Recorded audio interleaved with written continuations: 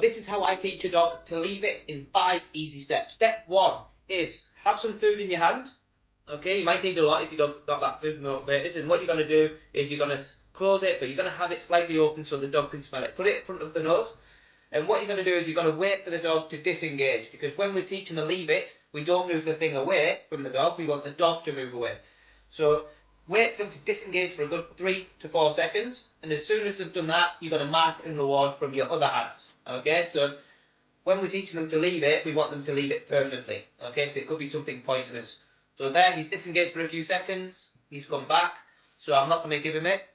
I'm going to wait for a good 3 to 4 seconds at least.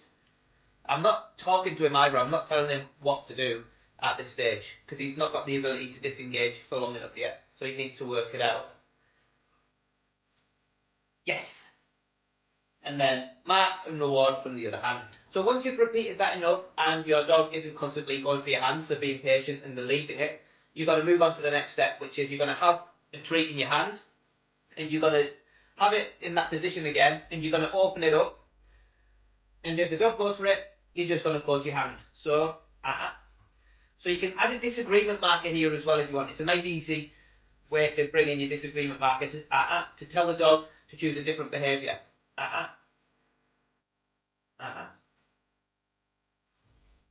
Yes. Once you get to the stage where you're opening your hand and your dog isn't even going for it anymore, that's when you can start bringing in your leave it cue just before you open your hand. So you can say leave it, open your hand, yes, mark and reward from the other hand, as always. Leave it, yeah, good. And again, leave it, yes. Third step is going to be similar to the second step, but instead of using our hand, we're going to put it on the floor.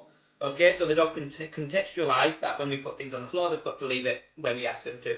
So we're going to put it right next to us to begin with, so that we can either step on it or put our hand over it if they go for it. So we want to say leave it before we put it down, so the dog has a clear instruction. So leave it, yes, mark and reward.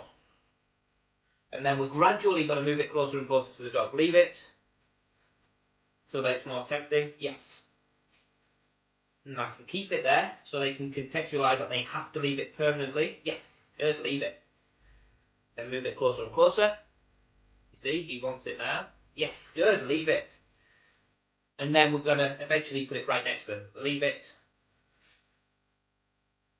So what we're going to do for our next step is, instead of placing it on the ground, we're going to throw it. Okay, because something moving is going to trigger your dog's prey drive. So what we're going to do is we're going to start by throwing it next to us, so that we can cover it if the dog goes for it. Leave it. Yes, good boy. Leave it. Yeah, good boy. Good. Leave it. Yes, good boy, Billy. Good boy.